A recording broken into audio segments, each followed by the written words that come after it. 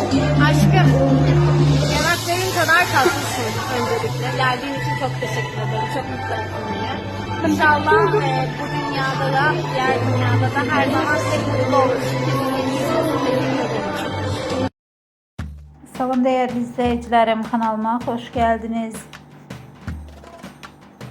Bugün size meşhur aktrisa Yağmur Yüksel'in yeni görüntülerini təqdim edirik. Herkesin dikkatini çeken tərzi ve enerjisiyle Yağmur yine de muhteşem görünür. Sosyal medyada yayılan bu kadrlar onun tərəfkarlarını heyran koyuyor. Güzelliği ve təbii cazibesiyle hamını özüne çeken Yağmur'un yeni layihələri için takipte kalın.